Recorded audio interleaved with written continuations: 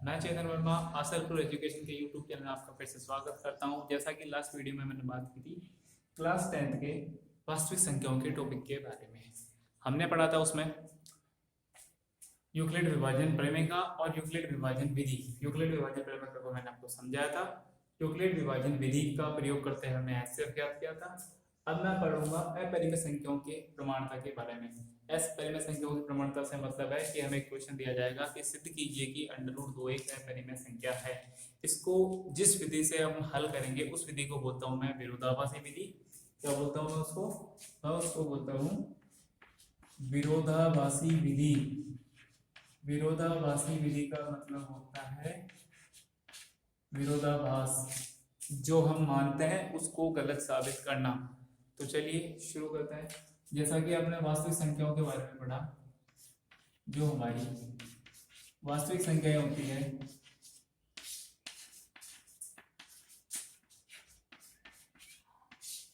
जो मेरी वास्तविक संख्या होती है वो कैसी होती है, या तो परिमेय होती है, दूसरी क्या होती है अपरिमेय। परिमेय संख्या क्या होती है, जिनको p/q की फॉर्म में रख सकता हूँ।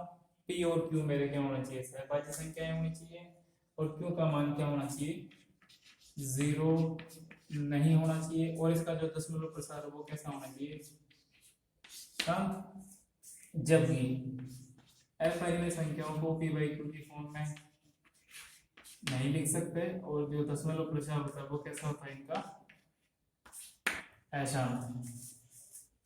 तो जो अपरिमेय संख्याएं हैं 2/3, 2/, सॉरी √2, √t, अंडर यहाँ पे 4 नहीं लिखूंगा क्योंकि 4 का मैं अंडर आसानी से हासिल कर सकता हूँ। हमें पता होता है जब √2 होता है वो एक परिमेय संख्या होती है। जो हम अपरिमेय संख्या उन्हीं संख्याओं को लिखते हैं जिनका अंडर या जिनका गुणनखंड हम पूर्ण रूप से नहीं कर सकते। ये हो गई हमारी अपरिमेय संख्याएं। चलिए अब मैं शुरू करता हूँ इसको विरोधाभासी विधि से अपरिमेय संख्याओं को √2 को एक अपरिमेय संख्या सिद्ध करना। तो चलिए देखते हैं।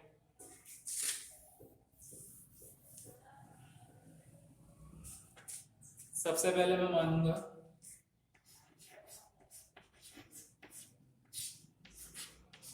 माना √2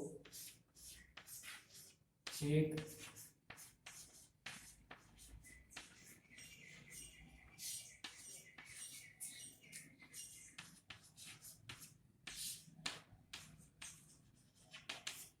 माना √2 एक परिमेय संख्या है। तो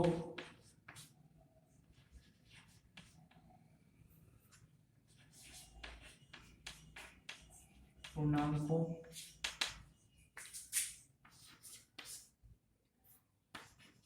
a व b के लिए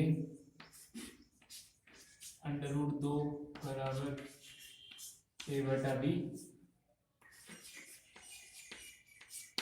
जहां a व b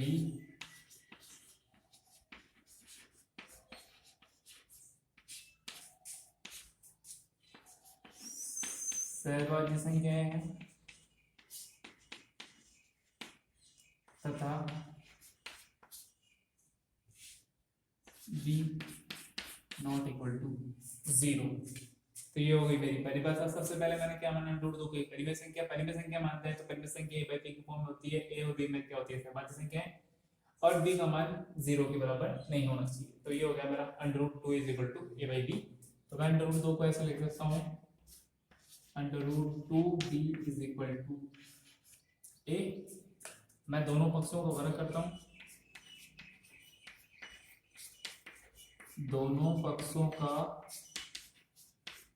वर्ग करने पर, तो दोनों पक्षों को वर्ग करूंगा तो क्या हो जाएगा मेरे पास, 2b² is equal to a²। क्या हो जाएगा, इसको मैं समीकरण नंबर 1 दे रहा हूँ। ये हो जाएगा 2b² is equal to a²। तो जो यहाँ पे ये 2b² है ना, ये 2 से विभाजित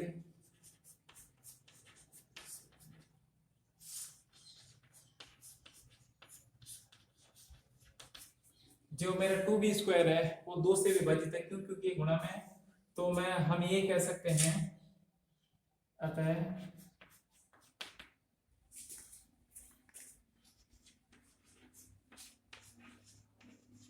हम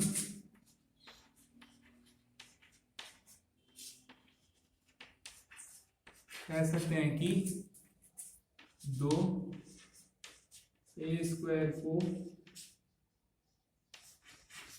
विभाजित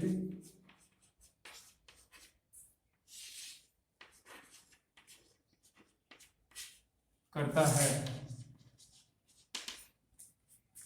अब एक बात बताइए, 2b² 2 से विभाजित होता है और a² वो 2 से विभाजित होता है। हम ये कह सकते हैं कि a² भी 2 से विभाजित होता है। अब मैं आपको एक प्रमेय बताऊंगा। प्रमेय क्या कहती है कि प्रमेय ये कहती है कि यहाँ पे लिखिए कि प्रमेय, फिर हम इसका यूज करेंगे। प्रमेय क्या कहती है कि माना P एक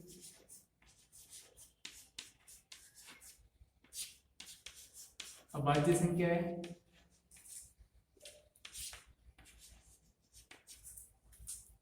तथा A एक धनात्मक पूर्णांक है, तो यदि P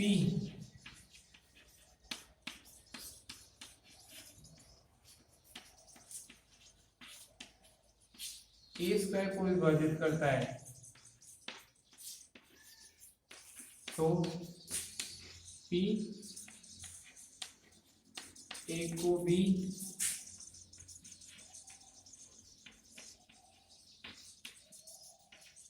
विभाजित करेगा। ये मेरा एक रिजल्ट है कि मान लो कि कोई P एक अभाज्य संख्या है और एक हमारा धनात्मक पूर्णांक है, तो जो P है यदि a² को विभाजित करता है तो P है वो a को भी विभाजित करेगा। ये हम रिजल्ट यहाँ पे यूज करेंगे कि 2 हमारा a² को विभाजित करता है तो हमारा 2 है वो a को भी विभाजित करेगा। तो लिख दो यहाँ पे,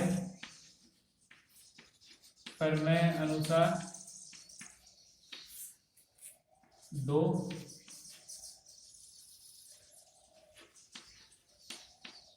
a को विभाजित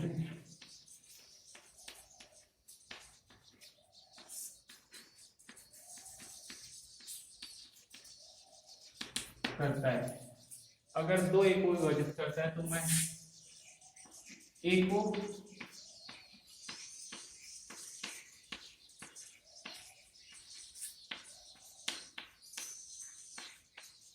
इस रूप में लिख सकते हैं। a को किस रूप में लिख सकते हैं? a = 2c, जहां c एक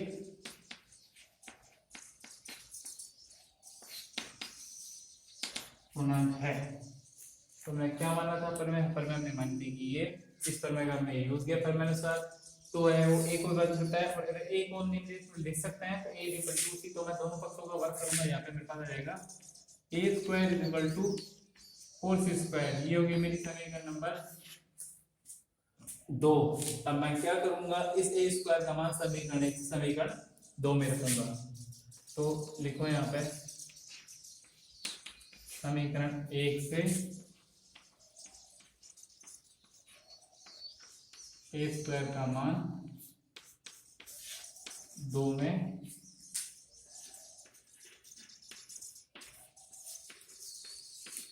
रखने पर रखो। a² का मान ये रहा समीकरण नंबर 1, ये मेरी समीकरण नंबर 1 ये मेरी क्या हो जाएगा मेरा 2b² =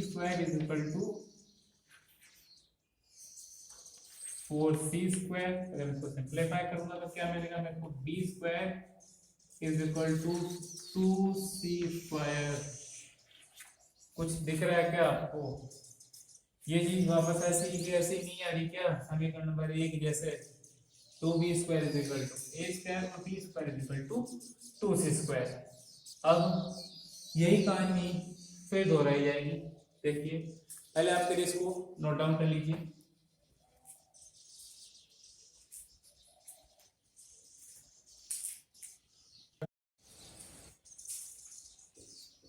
तो चलिए इसको हटाते हैं यहाँ से।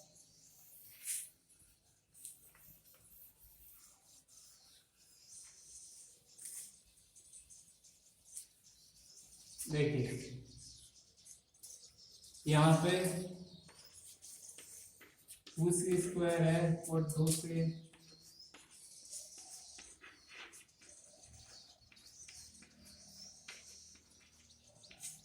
विभाजित होता है,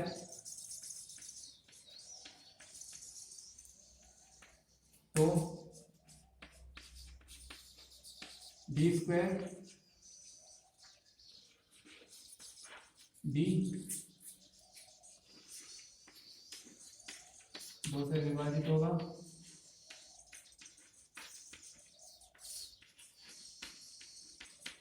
अगर डी स्क्वायर 2 से विभाजित होता है तो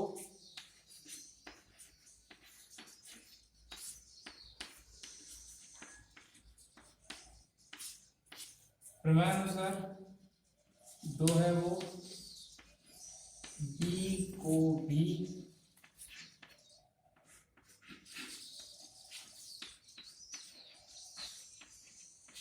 विभाजित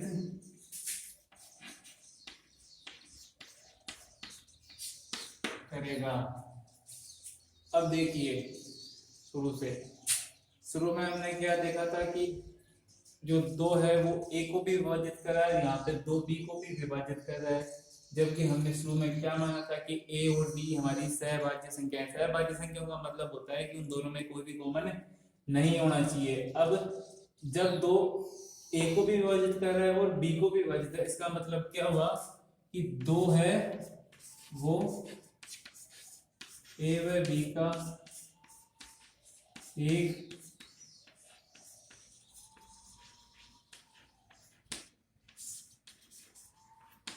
गुणनखंड है।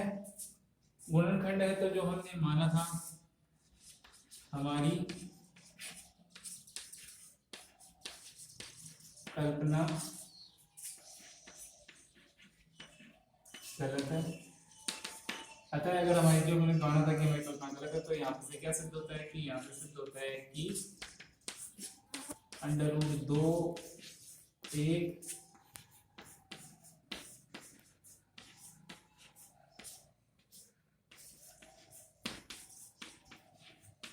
परिमेय संख्या है। तो ये हमारा सिद्ध हो गया कि हमारा परिमेय संख्या। आप इसको एक बार नोट डाउन कर लीजिए, तब तक कि मैं अलग अलग स्टार्ट करता हूँ।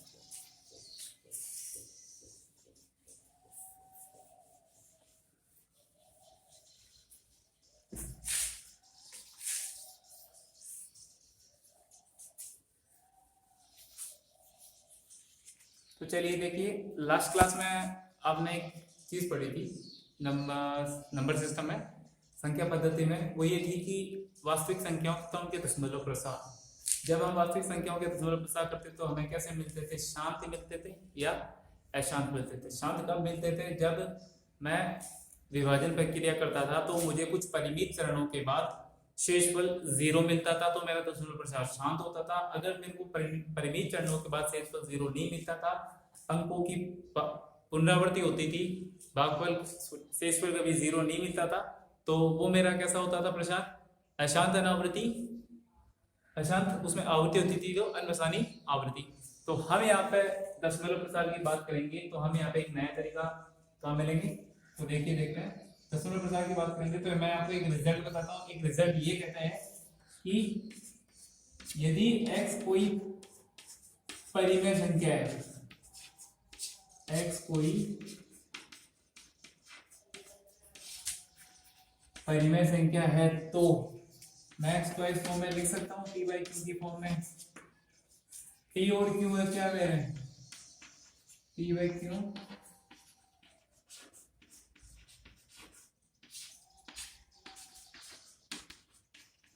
सहभाज्य संख्याएं हैं और q का मान 0 नहीं है। x मेरी परिमेय संख्या मानी मैंने, x को मैंने लिखा p बाई q की फॉर्म में, तो जो मेरे q के अभाज्य गुणनखंड होंगे ना, q के अभाज्य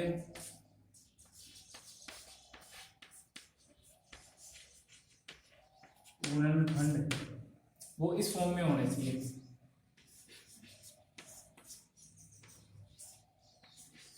अगर वो इस फॉर्म में आते हैं तो सीधा सीधा कहेंगे कि वो हमारा जो दशमलव प्रसार होगा वो हमारा कैसा होगा, शांत, वरना क्या होगा, अशांत। तो एक एग्जांपल लेके करता हूं, मैं एग्जांपल लेता हूं